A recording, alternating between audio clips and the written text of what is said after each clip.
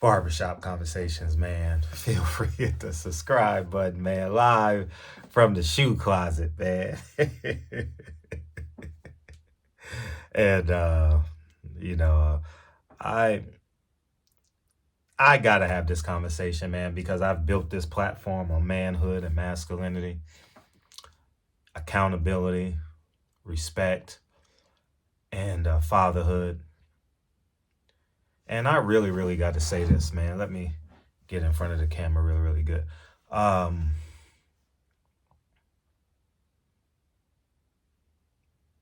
it's time for men to be men.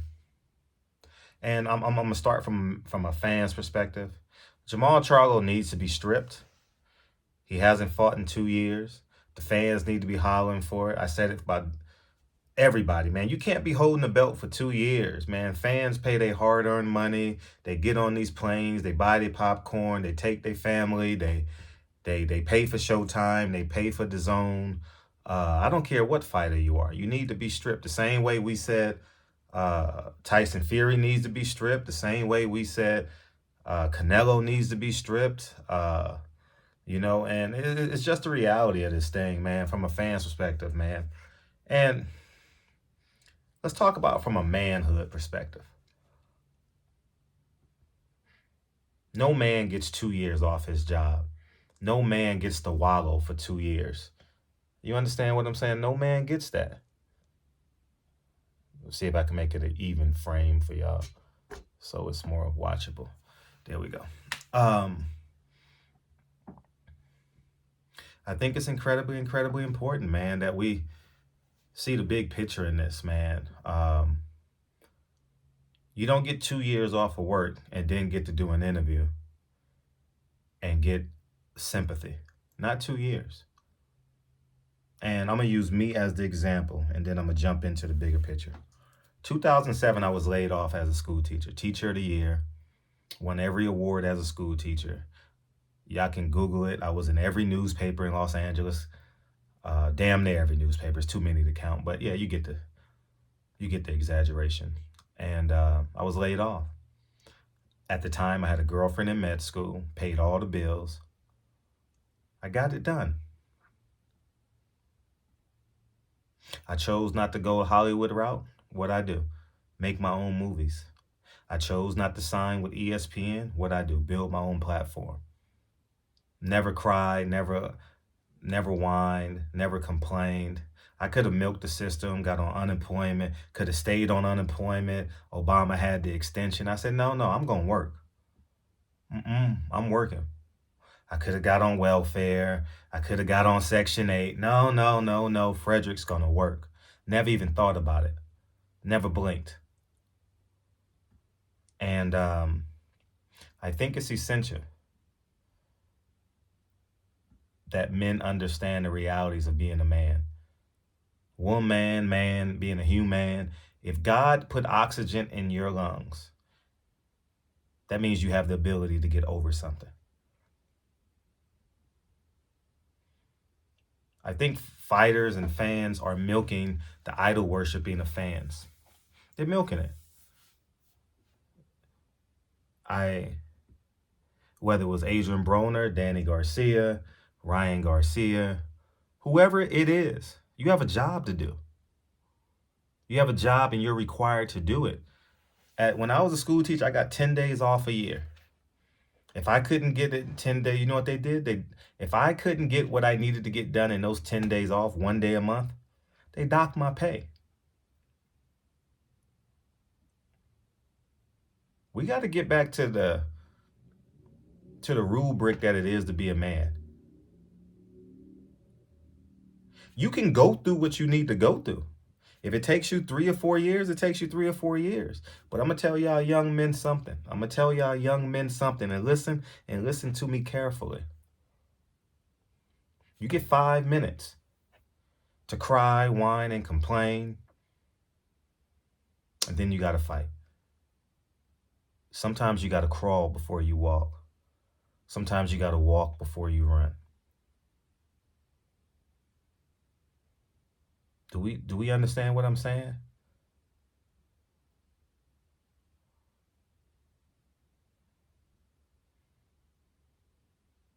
I'm tired of this society telling men it's okay. Pat me on the back.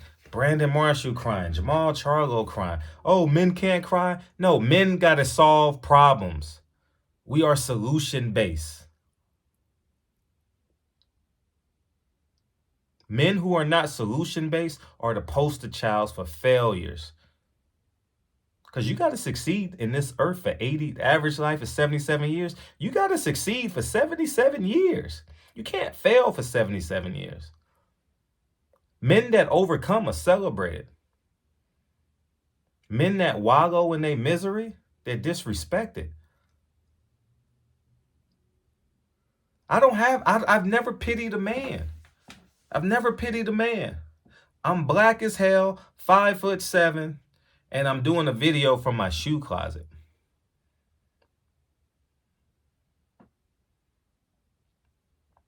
Shoe closet. I thought about designing it like Caleb Plant. I saw that and I said, nah, I'm going to IKEA. I'm going to do it like this. I'm going to save some money and put that money elsewhere. I'd rather buy the pair of shoes. You know what I mean? Got shoes on both sides, all four sides. Every pair of Jordans, every pair of Air Max, whatever you want, I got it. Louis Vuitton, Gucci. I'm not bragging. I'm telling you because I overcame. Remember, I was fired and I was laid off in 2007. Now I'm doing a video from a shoe closet, my very own shoe closet. I was renting. I was paying $1,250 a month for a 3-bedroom, 2-bath in Whittier, California in 2007. Renting. I fought. 16 years later, I turned that sorrow into 8 figures. I never pitied when they took my credential. I never cried. I never asked nobody to get me my credential back. Never. I risked my credential for every YouTuber you've ever watched on this platform. I've risked my credential for them because I didn't value it. Ask your YouTuber, go to their comments and say, did Fred help you get into a fight? I bet they say yeah. Did Fred give them the ability, the information to apply to a fight? And until you get your credentials, you can use mine, no problem. I'm the villain though. When I was a spook by the door for them, I was already in. I could have been a yes sir, no sir dude and walked right into the Hall of Fame. I could have walked right into the Boxing Hall of Fame. My editor has a vote. Do y'all understand? I chose this route. I chose to swim upstream. Because I knew I had the ability to win, overcome, be successful. Don't cry, never whine. Do I cry when my platform is not monetized? Did I cry when I lost $100,000 covering the fights? No, I just get it another way.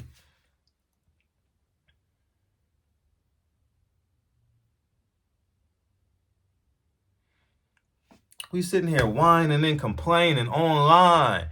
And then the public say, oh, it's a beautiful thing. This is amazing. No, it's not beautiful. No man on earth gets to sit in bed for 2 years and get patted on the back. No man. I don't care about your financial situation. I don't care what the actual event you're going through. People get up and crawl and go to chemo, man. There's a man with no arms and no legs. He's literally touring the world with no arms and no legs. Stevie Wonder can't see. Ray Charles can't see. God put oxygen in your lungs for 300, 600, 730 days. 730 days and we have the right to complain and wallow in sorrow? I don't respect that at all. I don't respect that. No one's going to feel sorry for me if I can't make this mortgage payment. And then when you brag about, I brag about what I got. One, to inspire, and I'm a man. I have an ego. So I'm going to brag a little bit, maybe a lot on some days. I have an ego. I got to accept what comes with that. The Jermall Charlo has been arrogant his entire career. He's been arrogant. I respect it. I honor it. I have no issue with him being arrogant. Matter of fact, I like arrogance more than I like I shouldn't say but it's cool. Like when you're a media now I'm a media personality, but when I was a journalist, yeah, I like playing ping pong with an arrogant athlete. That's fun. Yeah, that's fun. I don't mind. He's always challenged the media. Always. But when he go through something, I got to pat him on the back. I'm not patting no man on the back that don't deserve it. I'll give you 5 minutes. But it's time to get up. Jesus rose from the grave in 3 days, man. That man laid on his back for 3 days, and I got to respect the motherfucker for 2 years? I'm going to say this shit again. Jesus laid on his back for 3 motherfucking days, and the world hated him. A nigga got up, rose from the dead. And I got a man been laying on his back for 2 years, got the belt, holding up boxing. I done spent thousands of dollars. I done spent $7,000 in his city. I put 150 black people in the barbershop. Pearland, Texas. Yes, that's me. I did that. Jesus sat on his back for 3 days. Got up, rose from the dead. Jermall Charlo, it's time for you to rise. He has risen. Past tense. Get up. I don't respect that shit, man, and I stand on it. I'm a man that goes out and gets it. I don't have a 9-to-5 job. During COVID, I had to go create income. When boxing took that $100,000 from me, I had to get up 4 o'clock in the morning and do my stocks. I had to go invest in the community. I had to go buy a laundromat. I had to go buy some more business. I had to go create income. I didn't sit on my butt and cry and whine and ask for sympathy. You know what I'm going through. We don't care what you're going through. We're a fan and we're a man. We don't expect you to be crying 2 years later, still laying in bed, still laying in your tomb, waiting to be rose from the dead. You believe in God, Jermall? Young man, I'm saying Jermall, but I'm talking to the men. Young man, you believe in God? Show me. Show me you believe in God. Show me you believe in God. Don't talk about it. Shit, show me. And if you say Al Haymon's name before God, you believe in that. You don't believe in God. You believe in Al Haymon. I stand on this, man. I'm a man. I'm a man. And this is one of the realest videos I can ever give you. I hunted down.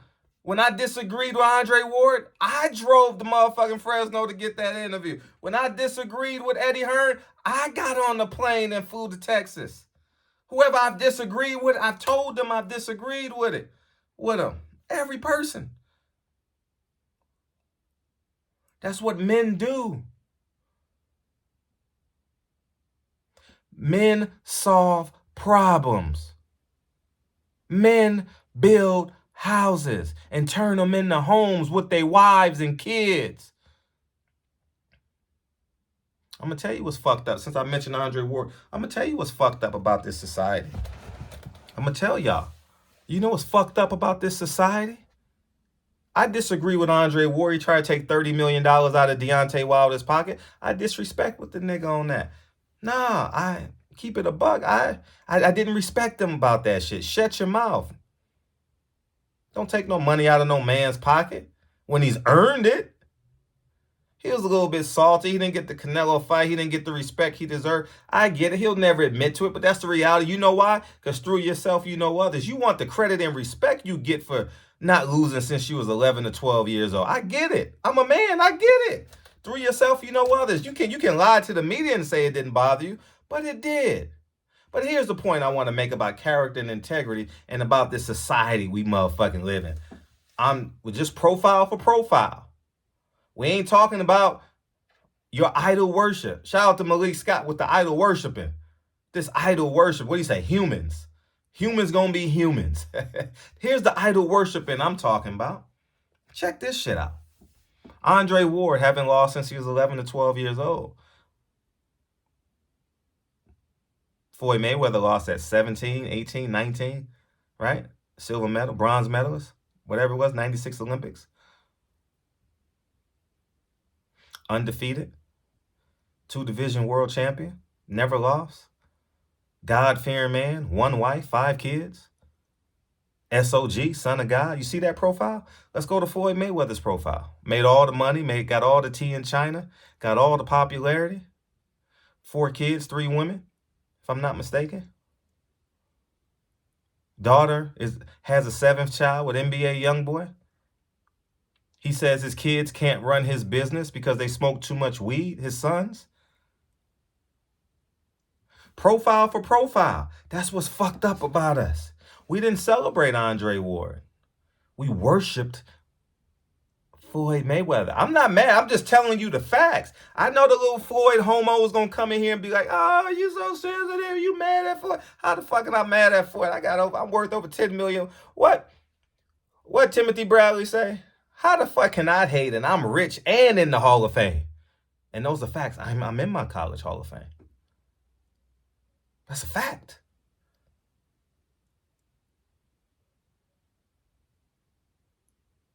So you see the Andre Ward profile, the Floyd Mayweather profile. We're supposed to be Christians. We're supposed to be men. We're supposed to be man, but you worship Floyd Mayweather than anybody else. I've never worshiped Floyd Mayweather. Never. I've never partied with him. Got invited 1,000 times. Never partied with him. I won't do it. I've never partied with any fighter. Never. Not even Deontay Wilder. And he's a fighter that I love. I was invited when Errol Spence beat, what's the kid's name? Sean Porter. I was invited. I didn't go. They went to some steakhouse or something. One of his friends said, Fred, you should come. I said, nah, I'm cool. It was in LA. It was my city. Deontay Wilder. He had a draw against Tyson Fury. I gave my invite to a subscriber, a huge Deontay Wilder fan, and I told him, man, and I knew he would have great decorum and great respect. I said, here, mention my name at the door. Swear to God, if you still here supporting me, put your name in the comment section and tell the story. I said, say Frederick Hawthorne at the gate. I'm gonna send a text, and you're good. On the rooftop somewhere in downtown LA. It was a mile away from the Staples Center where I was. I went home to my family. I've never worshiped these athletes. I've only respected them. Only respected them. I don't worship these athletes. I worship God. You know how I worship God? With accountability. And now that I'm 45, I understand that worshiping God, integrity is on the tree of worshiping God, respecting God. I didn't know that in my 20s and 30s. Work ethic and having integrity and not hitting women, not selling drugs to your community, not pimping women. Do you get what I'm saying? Saying you love black people, but you celebrate the jail system. Saying you love black people, but you're trying to get over on a black person. I never got over on nobody. I wouldn't be here today. What more could I say? I wouldn't. If I would be robbing, stealing, and killing from some of y'all, I wouldn't be here today. I done interacted with 20, 30,000 people. I wouldn't be here. There's not one story online about me robbing somebody. Not one. And it's a lie. If it is, it's a lie. It has no traction. I done interacted with 30, 40,000, too many people, maybe 100,000 people I done had interactions with. Done broke bread with them. Done let them borrow money. I owe nobody money. I owe nothing to no one but my family. I'm going to tell y'all this one more time. Jermall, Jesus laid down for 3 days, not 2 years, man. I'm standing on that. You got to crawl. You got to walk. You got to run. You got to fight. You got to believe. But that's the problem. When you say thank you, Al Haymon, before you say thank God, it's a mindset. It's a fucking mindset. All y'all PBC Al Haymon worshipers, this is the reward. God is going to reward you for what you asked for. Al Haymon's your God. You're going to say God second? When I created Al Haymon, when I gave him the intellect, I gave him the free will, I helped pave the road, I gave him the strength for him to go to Harvard, and you're going to thank him before you thank me? And I'm the Alpha and Omega and the creator?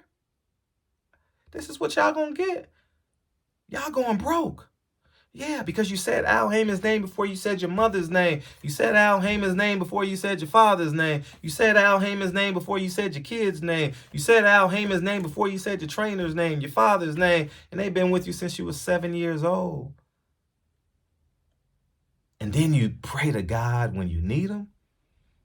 Like I said, you know, I do the small prayers, man. God bless you, man. Stuff like that. But me on a personal level, I only ask God for oxygen. Because if God give me oxygen, I'm physically capable of building enough strength to get over anything.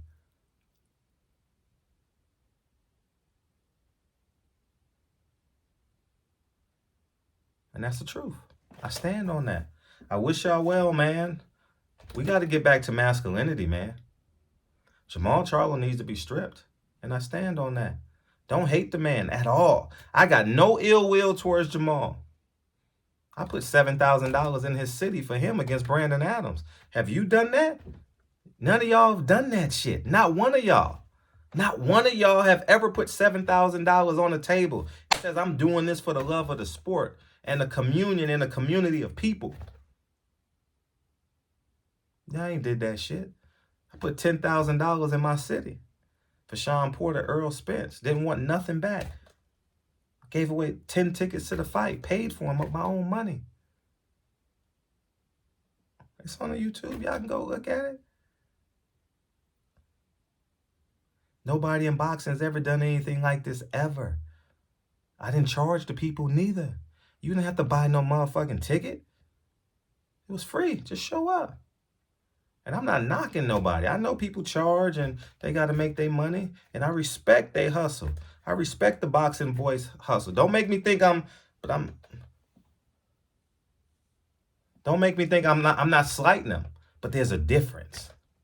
I'm not slighting the LDBC and them charging you. I didn't charge.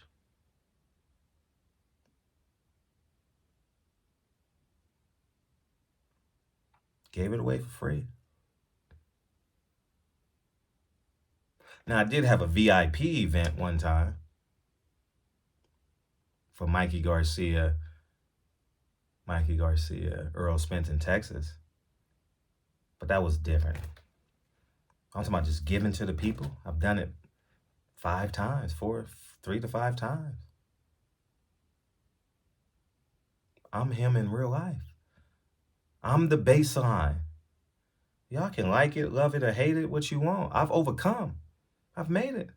I'm doing this video from a mansion. A nigga who's never thrown a punch, never caught a touchdown pass, never made a 3 on TNT. I've never guarded Steph Curry. I've never passed the ball to LeBron James. I passed the ball to Andrea. I passed the ball to Lincoln. I've passed the ball to Kennedy. They passed the ball to Daddy. They passed the ball to Daddy. They passed the ball to Daddy and said, I trust you. Lead the Hawthorns. Floyd Mayweather don't trust his kids to run his business. He said they smoke too much weed. This is a quote. I trust Lincoln and Kennedy. They gonna turn this 8-figure empire into a 9-figure empire. No doubt, no cap. Period. As Jermall Charlo, no cap and gown. Everything I say is true. That's why none of my videos have never been rebutted with disputed facts. You can talk about me. Matter of fact, talk about me. Call me a coon. Call me a hater. I've said this shit about Adrian Broner. I've said this shit about Canelo. I've said this shit about Ryan Garcia. Stop being soft. If it takes you 2 years to get over something, you're serving the wrong God.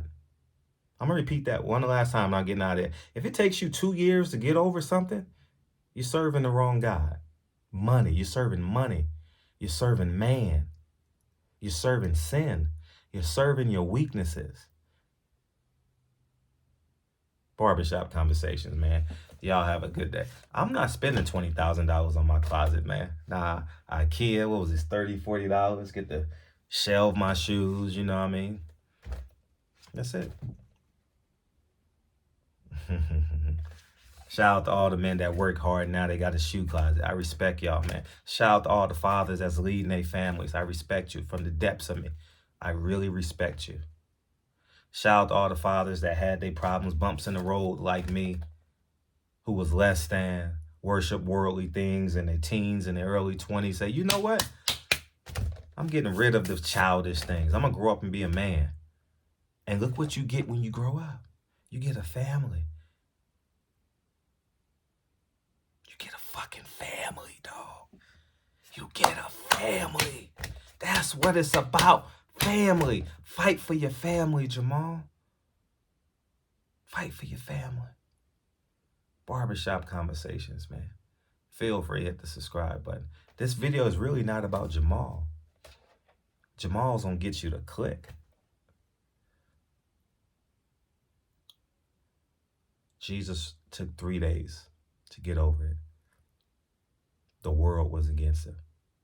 Caesar, Pilate, Judas, Peter, Saul, Job. They were all against the man. But he got up. He got up. Y'all have a great day. Peace.